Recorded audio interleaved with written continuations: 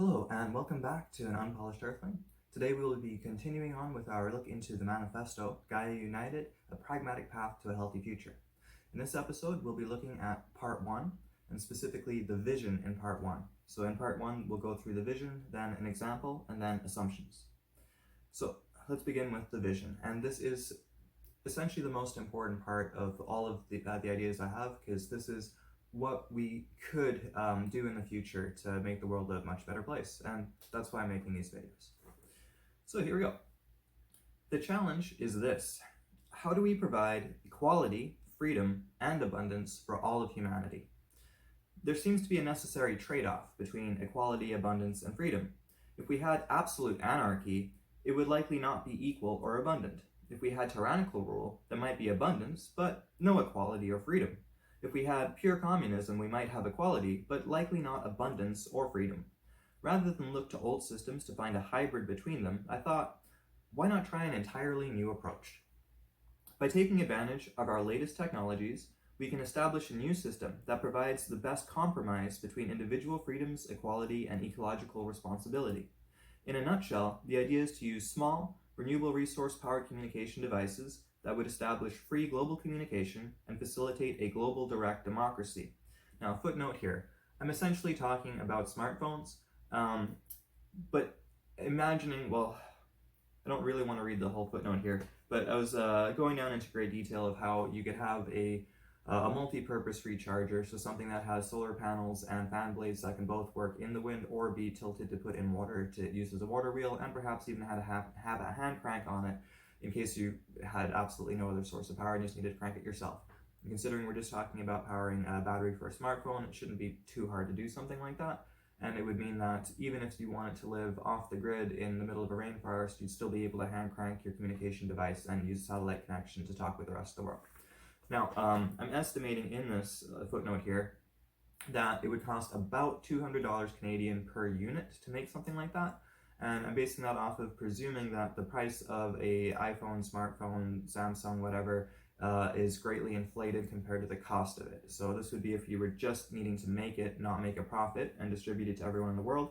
If we imagined $200 a unit at around 7 billion people, that's $1.4 trillion, which is a lot, but it's not as much as some governments spend on military programs. So it's not an impossible feat if we were to all get together and try to make that happen.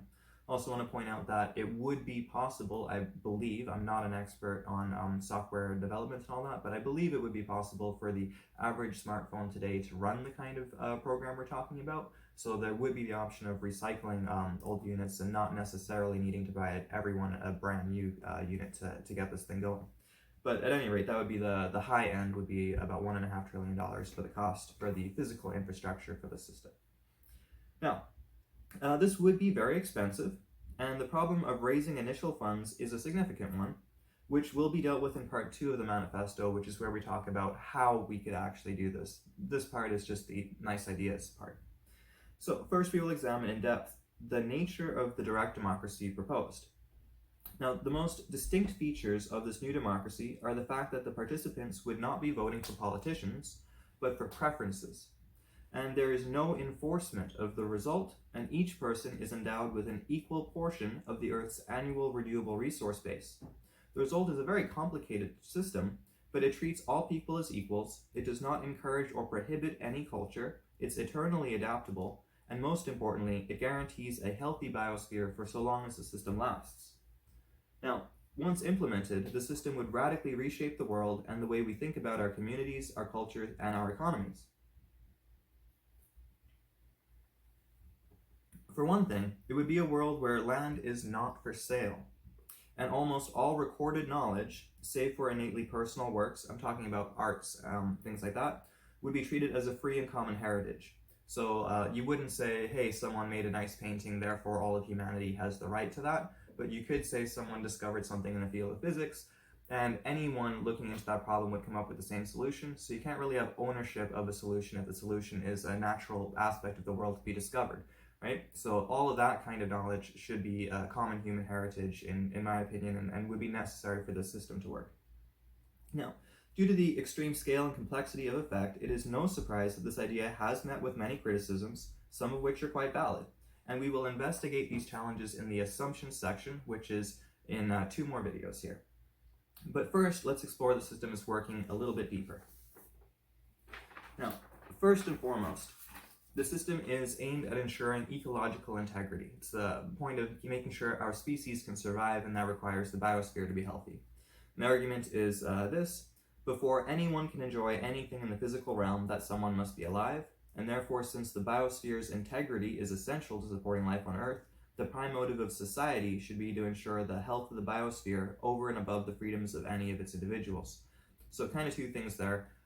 We addressed this in an earlier video as well, but a society doesn't need an individual, it needs individuals. Like any number of people can be a part of a society, but if any one member dies, it's not really a big deal, the society can keep going.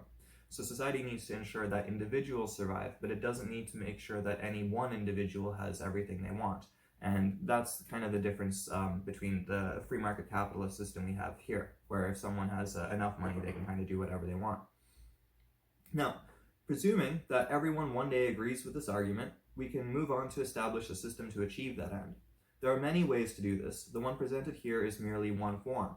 What is important is not that this particular form is embraced, but that some form is embraced that achieves this worthy end, a healthy, free, and peaceful world.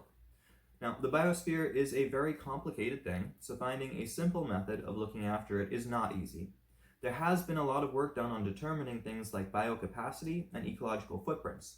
And out of this research, it's become clear that so long as humans use less energy each year than global biocapacity, then we can live sustainably. Now, today, we actually use more energy than annual global biocapacity, and of available biocapacity, we only use 40%. Now, this was written in 2010. I will update those numbers in future videos. Most of the energy we use comes from fossil fuels and nuclear power. If we were to use 100% of biocapacity and only use biocapacity and kept our consumption at the level of our energy budget today, there would be not a free fish left in the sea, and we would be 22% short on our energy budget. This means that using conventional renewable resources alone, we cannot sustain current consumption rates. What's worse is that the majority of humanity doesn't consume nearly as much as the most affluent third. The biggest example of disparity, this is actually wrong. This was the biggest example that I was able to find at the time. New updates to the websites I was using have gone down into smaller cities and have updated data, so the actual disparity gap is bigger than this, but this still makes the point, so we'll go with that. So the biggest example of disparity I found at this point is a 0.2 arable hectare per capita consumption in Afghanistan compared to a 9.86 arable hectare per capita consumption in Calgary, Alberta in Canada. So that means that Calgarians consume about 50 times as much as the average person from Afghanistan. So to make these numbers tangible, a family of 10 can live at a subsistence level on 1 arable hectare. Furthermore, global biocapacity at the moment divided by total human population is 1.8 arable hectares per capita. Quick tangent here, the terminology has changed since I was writing this. It's now called global hectares instead of arable hectares, but they essentially mean the same thing, and we'll break that down in a few moments as we get into that. Now, this means that people from Afghanistan can consume a lot more energy without being a threat to ecological integrity, but also that Calgarians need to cut consumption by at least 80%. When we consider that nature may well need wilderness to maintain an ecological balance, we might need to reconcile ourselves to using less than 100% biocapacity. I advocate that we leave 45% of the earth to pure wilderness and set the human consumption bar at 1 arable hectare per capita. This is just my personal opinion, and in the system proposed in this document, the actual proportion left to wilderness will be determined by global consensus during the initial setup. The argument for living within the bounds of biocapacity is reasonable, but not unchallengeable. There are other sources of energy that may be used, some of which affect biocapacity, others which do not. In this system, such technologies would not be banned. Those that reduce biocapacity, such as coal, nuclear power, natural gas, etc., would be offset by their users' available footprint up to the limit of that entire footprint, beyond which their activity would be in breach of the global consensus, and then there would be a problem about it. We'll discuss how issues are addressed later on, once we've figured out how the whole system's supposed to work. Then we'll look at how you fix problems when people don't agree with it.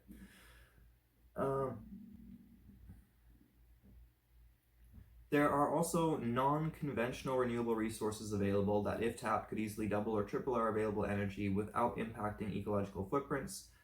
Things like volcanic energy. So these are not easy things to do, but we're imagining in the future if humanity was able to tap the power of a volcano, not saying the explosion, but go to an active volcano that just has a lot of lava coming out of it but is not erupting furiously, and just tap into that heat.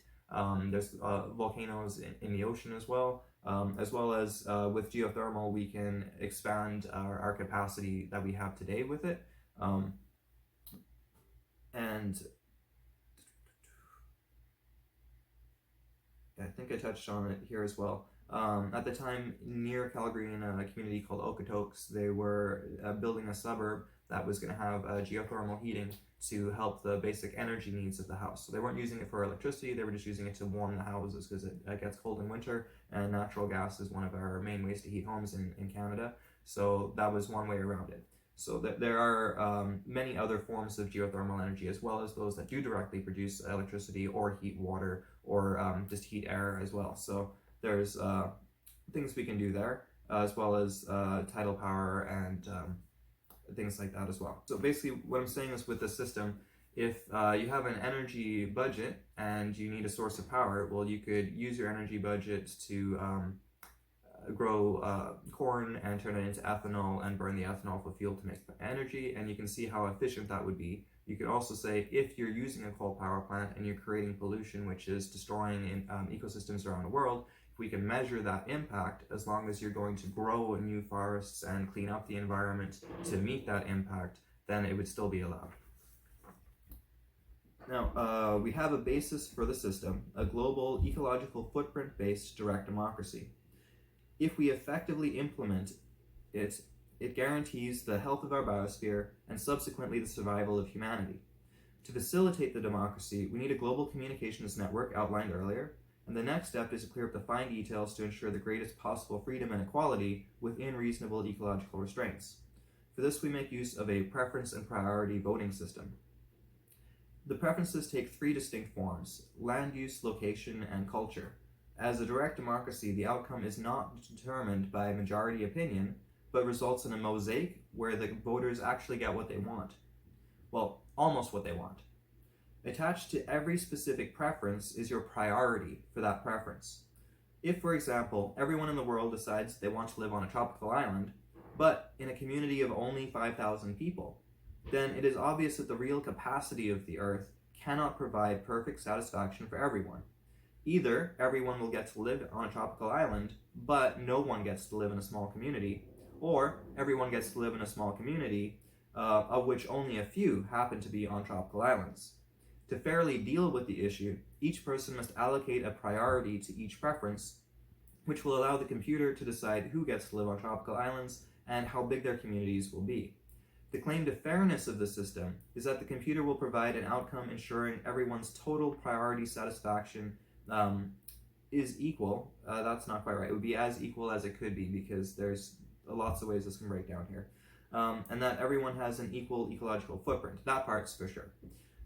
So priority satisfaction for each person is expressed as a percentage of the points of all priorities achieved over the total points allocated to priorities. This makes the actual number of points allocated arbitrary, as one person could apply 3 points to strawberries and 7 points to location, while another 15 points to apricots and 35 to location. If neither of them could have their chosen fruits, but both had their chosen location, both would be considered to have a 70% priority satisfaction. So it's the weight is by the percent of all of your points. So my number 3 could be equivalent to your number 15 or someone else's 3 million. The number you write down isn't really that important. It's how much do you put to one priority over another. When you turn it into percentages, then it becomes commensurable, which means we can compare them to each other. And by doing this, the system gives the most flexibility in allowing people to define their priorities while still making them relevant and commensurable to everyone else's priorities. So now that we have a background for the understanding of the idea, we must just consider a few more complications before looking at an example vote to fully understand the system. First, the vote is about allocating one's ecological footprint to the various industries one wants to support. Foremost amongst these must be food production and water management, if the person wishes to live. Right behind those might be housing and clothing, and taking into consideration the basic necessities for a healthy community, one might find that most of one's ecological footprint will be used up simply in achieving a comfortable, stable lifestyle. This only leaves a small portion, perhaps 10 to 35%, for luxuries. Now, I gotta clarify here, earlier on we said that a family of 10 can live at a subsistence level on 1 global hectare.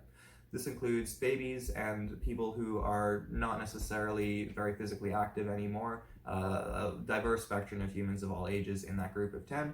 So if you're thinking of a healthy adult who's going to work every day and being very active, maybe more like 7 people you're feeding.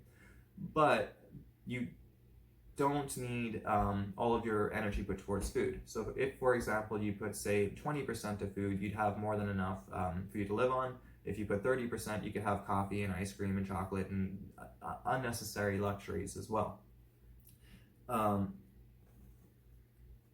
But it does mean that once you've thought of housing, food, clothing, energy, like all the basics you want in your life, your expendable leftover energy wouldn't be a very huge budget. But you would have some. Now, for the vast majority of humanity, the implications of this are wonderful. For many, this means a great increase in quality of life. So, for example, people living in Afghanistan would have 5 times more available energy for personal use than they have presently. So if you went to Afghanistan and you said, hey, would you like to have 5 times more right to life, the ability to have a farm, grow your food, the right to water, and all of this compared to how things are now? I think they'd probably say, yeah, please, right? But for others, this might be quite frightening. Indeed, for those who wish to maintain a Calgarian lifestyle, they are likely to feel as though the system would deprive them of almost all of the luxuries and comforts that they have become accustomed to. And this is where I cannot stress enough how important it is for everyone to investigate things like Jacques Fresco's Sociocyberneering at thevenusproject.com, which promise to provide even greater luxuries and comforts within sound ecological footprints. And this is not science fiction or idealism. This is decades-old scientific research. Essentially, our current economy is founded upon consumption, which encourages planned obsolescence and inefficiency. For the sake of keeping this document concise, which it's not, I ask the reader to presume until further investigation that we are capable of satisfying any reasonable luxury requirement within a sound ecological footprint.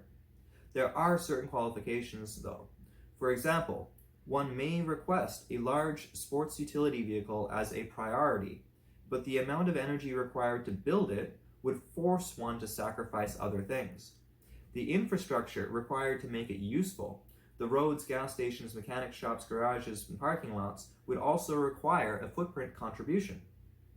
If one requests high-speed, efficient, comfortable, safe transit, the computer could offer and possibly recommend other technologies that might fit smaller footprints, such as personal rapid transit. And we'll go into that we'll tangent there quickly right now.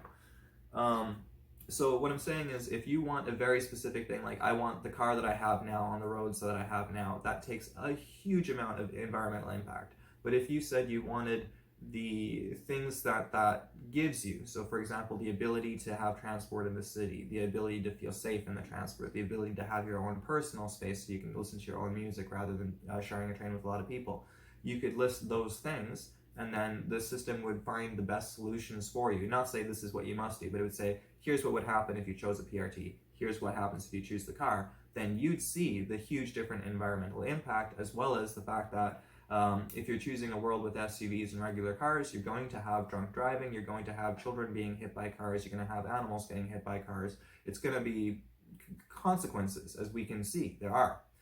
if you chose a different system, there would be different consequences. So for example, in a PRT system, you wouldn't have drunk driving, you wouldn't have animals being hit by the cars, you wouldn't have to have crosswalks where cars wait for children to cross. It just wouldn't be part of reality anymore. So if you saw what we're capable of doing and what that lifestyle would be like, which the system would show you, I believe you would actually much rather live in the kind of high-tech and ecologically responsible world that we could create than the one that we're in today.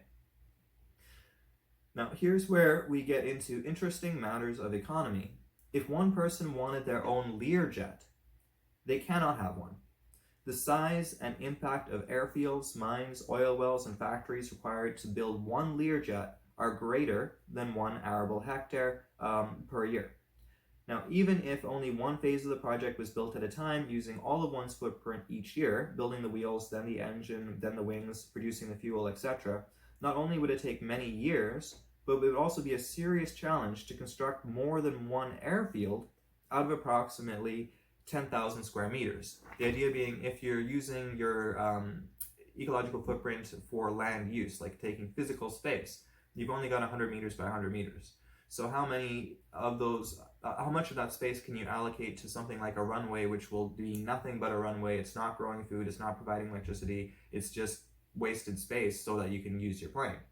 Now, if you have to have that runway and you need somewhere else to go to, like how well can you do this? And how are you also growing the fuel for your plane? Like you can grow ethanol to make fuel for a plane, but how are you doing that if your runway is taking up that space, right? However, if 17 million people wanted to share a Learjet, they could easily do so. By contributing only 0.5% of their ecological footprint, they could easily build and sustain one. The problem is that they might only each get to use the thing once every 10 years or so. This applies to all other technologies as well. So what I mean there is, like, if people want to share their footprints with a tiny piece of your energy budget, you could build an airfield if a million other people also wanted to put that tiny piece together. And this is where kind of the joy of this whole system is that people are allowed to cooperate and collaborate, and it'll be far easier for us to do this than ever before. Sunglasses are a great example. You might be able to cooperate with 3 million people, each contributing 0.1% of their footprint, with the result that you get one new pair of sunglasses once every 3 years. I didn't do the math on these, I'm just making up examples here. This allows people to see exactly what it takes to get their luxuries and under what conditions they can have them. It also allows one person to have new sunglasses every year, whilst another gets a pair only once every 5 years, if one of them allocates 5 times more energy than the other. Thus, the system does not say that you cannot have what you want, but it says that you will get it best by cooperating with others, and that the more energy that you put into something, the more you can get back. It is imperative that a clear distinction be made here. Allocating energy creates the potential for an industry to have the capacity to produce goods at a certain rate, 3 pairs of sunglasses per year, for example. But it by no means entails that the goods will be produced, nor that the person supporting an industry through ecological footprint allocation will have a right to consume those goods. So this is where we get a little more into the real world pragmatic side of it. So to address the issue of real production and rights to consumption, we must consider the often misunderstood concept of money. I say often misunderstood from the way I see people talk about money and economic systems on Facebook and through memes and even on news and such. It's, well, let's just keep going here. Too often is money blamed as the root of all evil, when the fact that the specific distribution of wealth and the regulatory bodies that maintain gross inequality are contingent. That is, they are dependent on a very specific historical background and are not a part of the concept of money in its pure form. Money is simply a token by which we can represent and standardize value. This is incredibly useful when a home builder wishes to buy lunch whilst on vacation, and in a zillion other easily conceived instances. It is the sheer practicality of a monetary system that is its virtue. In the system proposed in this document, money is not essential. If, however, everyone chose to live in, I misread that. If everyone chose to live in semi-nomadic egalitarian tribes, there would be no need for money.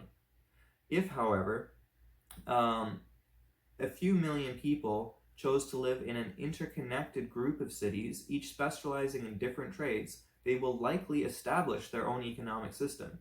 It is also possible and plausible that some form of global capitalist system will emerge, although it would be a very restricted form of capitalism, as land would not be for sale.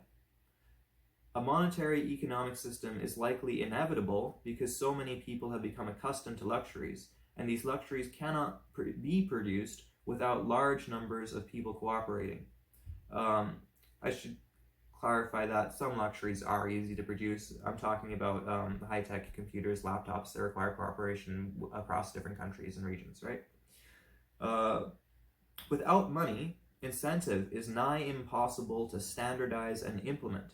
Consider, for example, a situation where 3 million people opt to build a light aircraft strip whereby each one could fly a small craft for 5 hours a week or bank their hours to take longer trips less frequently. To legitimize the endeavor, they all need only allocate energy to the industry in their vote. Once the computer has determined who is specifically involved with that project, with that particular airfield, the communications device will allow them all to communicate to manage the project. If no one actually builds the airstrip, the aircraft, the fueling station, etc., then there will simply be a large chunk of unused land. The computer can allocate the land and demonstrate that everyone agrees on its use, but it can't actually build anything. Thus, the people still need to work to get what they want. If there is money, then those who build the aircraft and the airfield can get paid for their work. They can then use that money to buy goods and services that are available. If there is no money, then it's hard to ensure that someone would be compensated for a hard day's work. Alright, so a little bit of a tangent here. In the essay, I dive into an extremely specific example, which doesn't need to be so specific.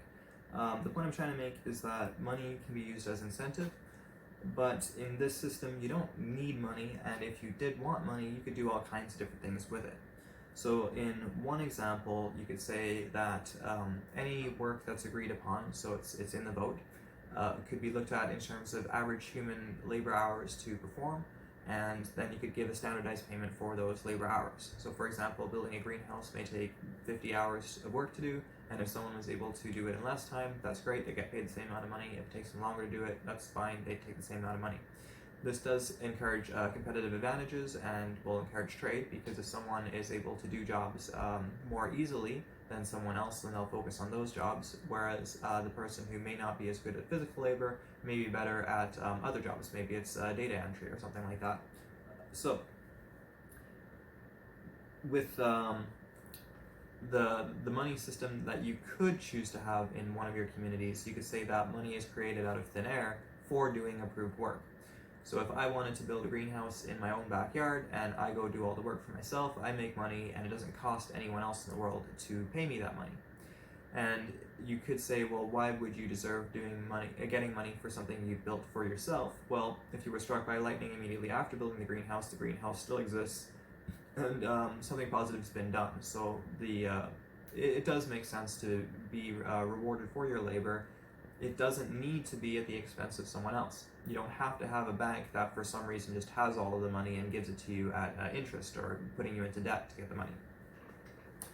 Now, this goes into questions of ownership. So, for example, if you wanted an airfield, the people who vote with their ecological footprint to allow an airfield to exist would be considered the owners of the airfield, because if they ever change their mind, the airfield is not allowed to exist.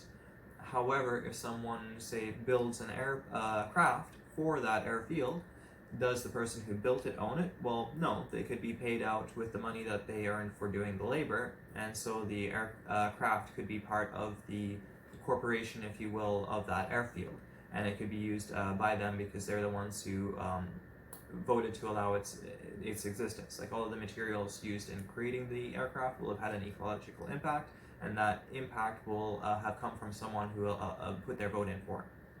So you could have a system where you can have money to pay people to do work for you, as well as you can get money for doing work, but no matter how much money you made, so for example, if the aircraft was entirely built by one person, that would be a lot of work, they'd have a lot of money, they could never buy the airfield no matter how much money they had, because the airfield requires a constant ecological footprint allocation to it, and no one person would have that big of an ecological footprint. So this is where you get some advantages of capital with incentive, but you lose kind of the concept of capital as a means of owning the means of production. So it makes it a unique economic system we've never seen before. At the same time, and the reason why I didn't want to go too far into detail on this example is that it's not necessarily relevant to you.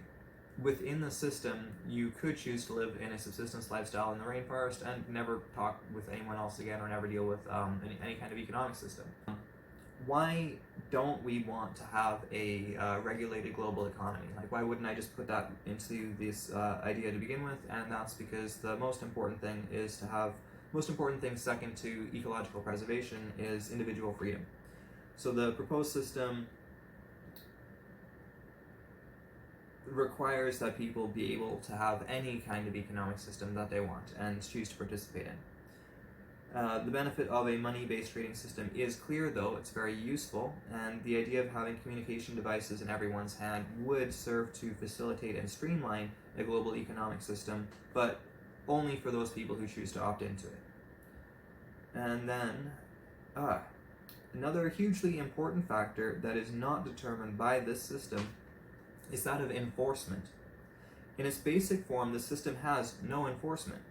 In practice, enforcement would arise spontaneously.